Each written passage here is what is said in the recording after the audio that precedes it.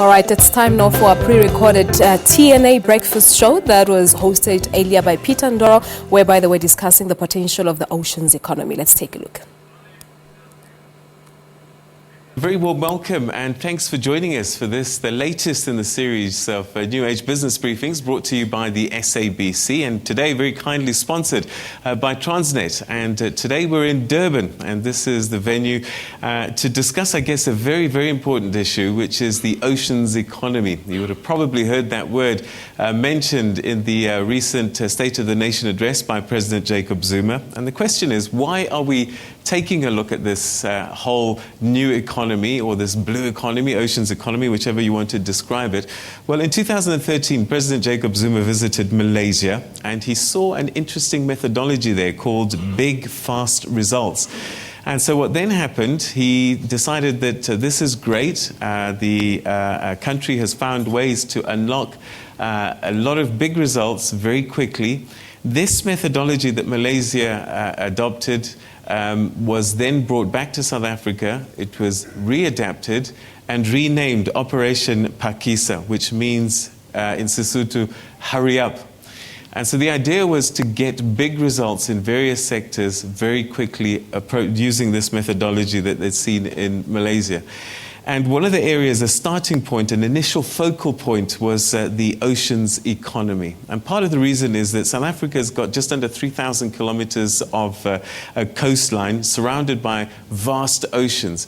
And what we know for sure is that we haven't fully utilized this potential, this huge potential. And in fact, in 2014, it was estimated that the oceans economy has the potential to contribute up to 177 billion rand to GDP and create just over 1 million direct jobs by 2033. So the question is, Operation Phakisa, the oceans economy intervention, was talked about as far back as 2014. Fast forward 3 years later, the question is, how far are we? Are we still talking about developing this oceans economy? And to help us discuss this and look at this potential, and perhaps also give you an insight as to what opportunities may be there for you in the oceans economy, I'm joined now by a panel of 4 guests that I'm going to introduce to you now, and hopefully they'll unlock that for us. And to my right, we have the Chief Executive of the Transnet Port Authority, Mr. Richard Value. Thank you very much for joining us. Welcome to the program. Okay, thank you. Good morning. Next to you is the Chief Operations Officer at the Transnet Port Terminal, Mr. Temba Gwala. Thank you very much for joining us. Welcome to you. Bye.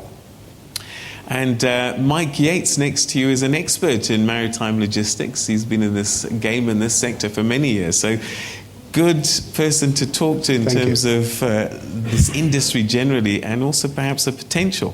Thank you, Peter. Now, one area that perhaps you might be surprised at home to see on the guest list is Senior Intervention Specialists at ACCORD, which stands for the African Centre for the Constructive Resolution of Disputes, Kwezi Mgqibiza. And Kwezi actually is going to be talking to us quite a bit about, you'd have heard of piracy, governance of the oceans, and a lot of the potentials that exist there, and the role that we can play. So welcome to you. Thanks very much for joining us. Morning. Thank you again, Peter. All right. So let me start with you, Mr. Value. Oceans economy, it cannot possibly happen without you providing the infrastructure around the country as the Transnet Port Authority. Share with us your thoughts, kind of where we are with this oceans economy and Transnet's role in it. Okay. Well, thank you very much, and a very good morning to you, Peter, and the viewers out there, as well as to the audience here. Well, you've mentioned some of the statistics, but let me just say that the ports are to the oceans economy what the sea is to marine life. If I can put that analogy out there, because I think it's very important. And you talked about Operation Phakisa, but Operation Phakisa is just a subset of what we do in the ports. So Transnational Ports Authority is an operating division of Transnet. And if you understand Transnet, it's about being a fully integrated logistics and infrastructure service provider. So we are the gateway to the economy in South Africa. So it's very important that we position ourselves like that. So you were talking about statistics, and let me just throw in a few statistics as well. If you think about the fact that 90% of the world's cargo is transported by sea. Wow. Right? That's 10 billion tons of cargo in the world. And Africa only contributes 800 million tons. That's less than 10%. Okay. So already you can see the whole continent. The whole continent. Wow. The whole continent contributes less than 800 million tons. So, well, that's the sad part of it. But I think the positive takeaway from that is that there's a great deal of potential for us to claw back. Now, if you think about, and you talked about that South Africa is gifted with 3,000 kilometers of pristine coastline, which is hardly untapped. And the ports have a complementary system of 8 ports that belong to one authority, which is part of Transnet. So we are part of the total integrated chain. Now, in terms of what we do in the ports, just for our viewers out there, there's the land side and then there's the sea side. Now, I think it was Mr. Williams who said that our footprint, and the irony, if you talk about the sea, our footprint is land is 1.2 million square kilometers, but our sea footprint is 1.5 million square kilometers. So there's a vast deal of potential there as well. So in terms of what we do in the ports, we are on the marine side, we bring in the ships, we make sure that it's berthed, and on the port side, on the land side, we have terminal operators that service these ships. So insofar as what we do from a port operations point of view, as we know, Mr. Gwala is here. He's one of our biggest customers, so he's one of the terminal operators. So there's a vast deal of great potential in that entire so essentially, chain. you make sure that if all of this business that we're hoping will happen, you've got to make sure that the facilities are there to make sure that you can handle the capacity, and that means you're constantly having to provide new infrastructure, upgrading the infrastructure that exists so that we have a world-class operation to deal with all of this traffic that's coming from all over the world. Absolutely, I couldn't have said it better. Oh, brilliant, there you go. I'm going to come and work at Trusted.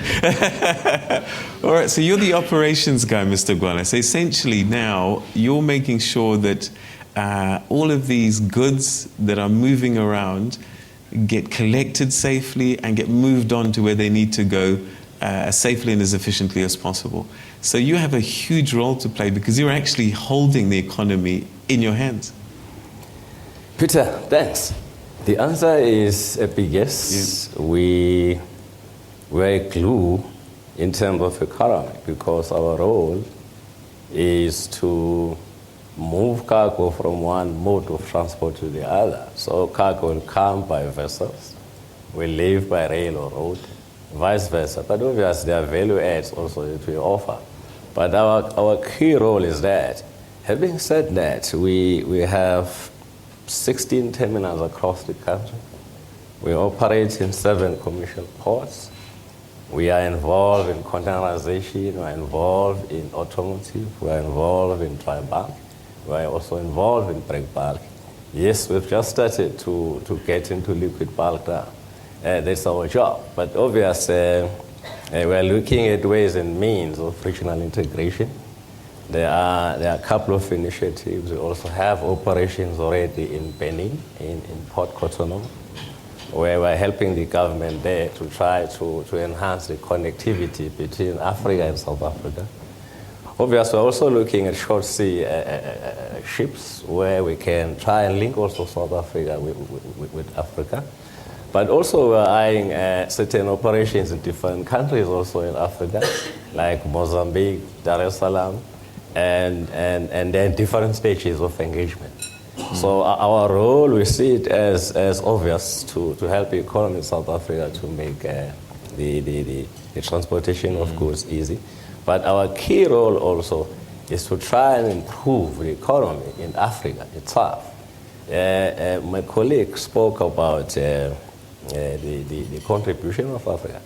But you'd be surprised sometimes we import cargo that by origin originated in Africa and imported from Europe. In certain cases, because of lack of logistics, reliable logistic chain in place. So mainly that's our role. All right, that's interesting. And I would just imagine that goods are moving around all the world. We've just heard that we less than 10% of the global movement, which puts pressure on you to make sure that you have world-class abilities to move these goods. It's no good it's having a first world experience in a port in the UK and it comes to South Africa and it starts to get backlogged and having logistical issues, so that we have to match the best in the world. Peter, the answer is yes. When we get benchmark, we're not benchmark on South African times, and they are not benchmarking us with African ports or third world ports. They benchmark us with Singapore, with Germans, things like that. Why? Our customers are international in nature. So the taste they will get in Singapore is the same taste they would like to see in South Africa. And if you're not matching that, unfortunately, inevitably, we are inefficient in their standards. All right, we'll explore some of the advantages and some of the technologies that you've deployed. But let me turn to you, Mike. You are a long-time operator in the maritime environment. And so we've got people watching at home, and they hear this big word, oceans economy. And I've got to be honest, before I really sort of put my head down to look at this sector, the things that come to mind straight away usually are big trawlers, fishing, and maybe the fishing packets that I see at my local supermarket. But it seems that there's a whole range, diversity of components to this maritime sector. Just take us in broad strokes, because we'll get into the detail later. What is in this oceans economy? Where are the potentials that we're not seeing, that we haven't perhaps even heard of? Peter, thanks very much, and thank you to the guests for coming today. The oceans economy is actually a major issue in the South African economy. More than 80% of our oceans economy value actually goes offshore. We are trying to get it back through Operation Pekisa. And more than 10 years ago, the DTI had a maritime think tank, and we actually quantified these values, saying that large international companies run our transport, and a lot of those funds disappear offshore without being plowed back into the economy. So what Operation Pekisa is trying to do, it's put a very broad brush. It's an invitation to all South Africans to get involved in the oceans economy. It's an ideal platform for transformation in the industry. And I would like to see that marine manufacturing, shipbuilding, boat building, and ship repair become good job creators for our youth. On the education side, Operation Pekisa has gone back into the schools to educate our children about the ocean and what it can provide, and the job prospects for the ocean. We've got logistic problems on the road transport to Gauteng, but those are being addressed. And ship ownership is another issue where South Africans can be involved. We've now got a registry of South African ships, and we've even solved issues such as taxation of South African sailors who are traveling up and down our coasts on ships. And just to give you a picture, South Africa has had some major industries. We've got one of the largest boat building clusters down in Cape Town.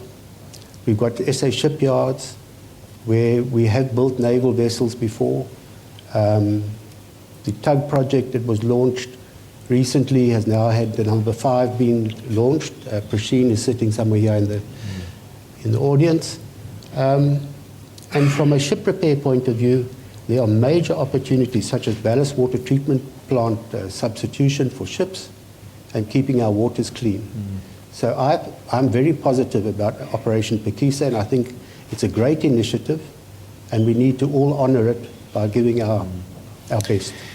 What do you think has caused traditionally this offshoring or this loss that we've been having and experiencing over time? Is it just we either didn't see it, or we just never geared ourselves up to harness some of this potential that we're losing?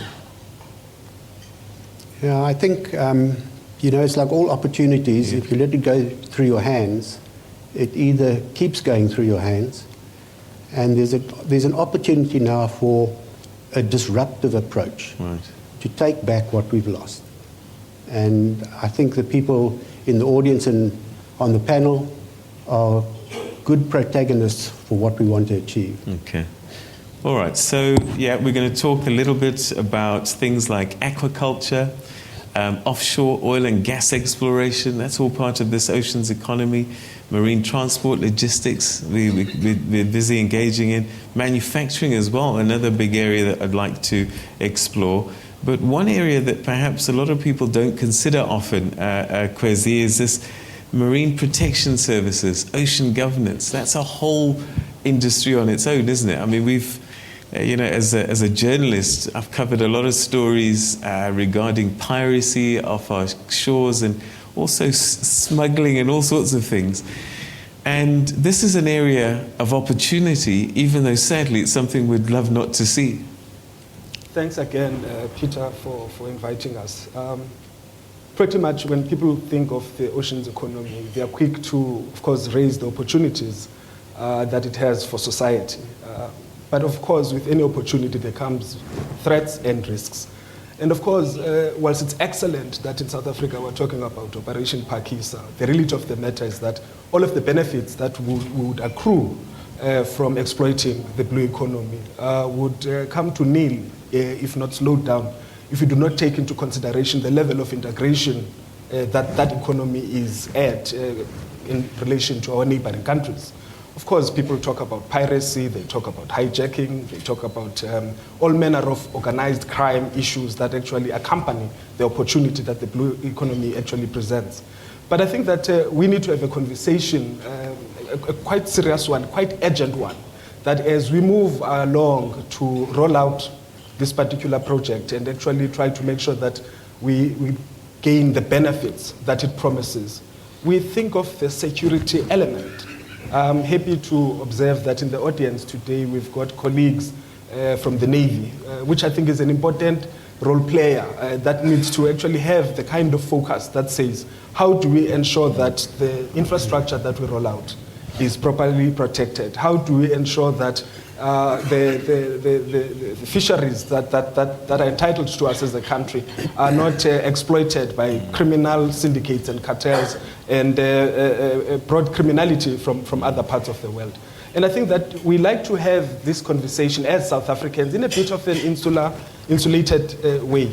The reality of the matter is that oceans governance, from a continental point of view, is quite advanced on the African continent.